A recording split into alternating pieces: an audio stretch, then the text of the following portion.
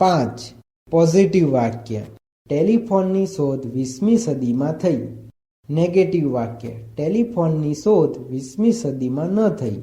Interrogative વાક્ય. શું ટેલિફોનની શોધ 20મી સદીમાં થઈ?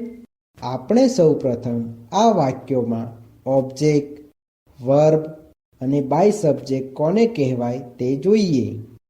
આ વાક્યમાં ટેલિફોન ઓબ્જેક્ટ છે, શોધ થવી વર્બ છે અને આ વાક્યમાં બાય સબ્જેક્ટ આપ્યો નથી. હવે આપણે ફોર્મ્યુલા પ્રમાણે પોઝિટિવ વાક્યનું અંગ્રેજી વાક્ય બનાવતા શીખીશું. ઓબ્જેક્ટ એટલે કે ટેલિફોન. ટેલિફોનનું અંગ્રેજી ટેલિફોન થાય છે. વોઝ અથવા વેર. આ વાક્યમાં ઓબ્જેક્ટ તરીકે ટેલિફોન એકવચન નામ હોવાથી ટેલિફોનની સાથે વોઝ આવે છે. વર્બ એટલે કે શોધ થવી. શોધ થવીનું અંગ્રેજી ઇન્વેન્ટ થાય છે. પરંતુ સિમ્પલ પાસ્ટ ટેન્સના પેસિવ વોઇસના વાક્યોમાં ક્રિયાપદનું ભૂતકૃદન થતું હોવાથી ઇન્વેન્ટનું ભૂતકૃદન ઇન્વેન્ટેડ થાય છે. આ વાક્યમાં બાય સબ્જેક્ટ આપ્યો નથી. અધર વર્ડ્સ એટલે કે 20મી સદીમાં. 20મી સદીમાંનું અંગ્રેજી ઇન 20th સેન્ચુરી થાય છે.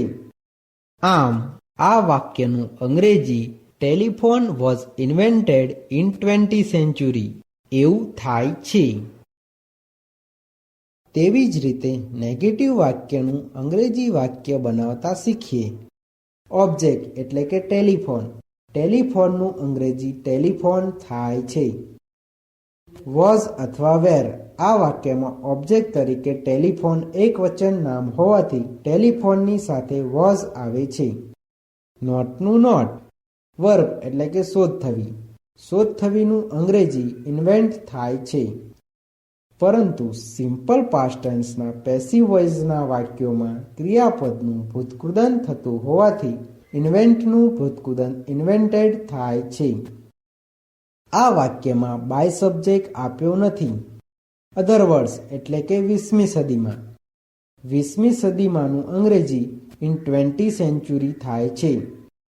આમ આ વાક્યનું અંગ્રેજી telephone was not invented in 20th century એવું થાય છે.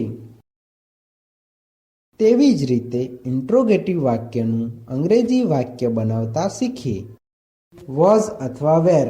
આ વાક્યમાં ઓબ્જેક્ટ તરીકે ટેલિફોન એકવચન નામ હોવાથી ટેલિફોનની સાથે વોઝ આવે છે. ઓબ્જેક્ટ એટલે કે ટેલિફોન. ટેલિફોનનું અંગ્રેજી ટેલિફોન થાય છે. વર્બ એટલે કે શોધ થવી. શોધ થવીનું અંગ્રેજી ઇન્વેન્ટ થાય છે. પરંતુ સિમ્પલ પાસ્ટ ટેન્સના પેસિવ વોઇસના વાક્યોમાં ક્રિયાપદનું ભૂતકૃદન થતું હોવાથી ઇન્વેન્ટનું ભૂતકૃદન ઇન્વેન્ટેડ થાય છે. આ વાક્યમાં બાય સબ્જેક્ટ આપ્યો નથી. અધર વર્ડ્સ એટલે કે 20મી સદીમાં. 20મી સદીમાંનું અંગ્રેજી ઇન 20th સેન્ચુરી થાય છે. આ ઇન્ટ્રોગેટિવ વાક્ય હોવાથી વાક્યની પાછળ ક્વેશ્ચન માર્ક આવે છે. આમ આ વાક્યનું અંગ્રેજી was telephone invented in 20th century એવું થાય છે.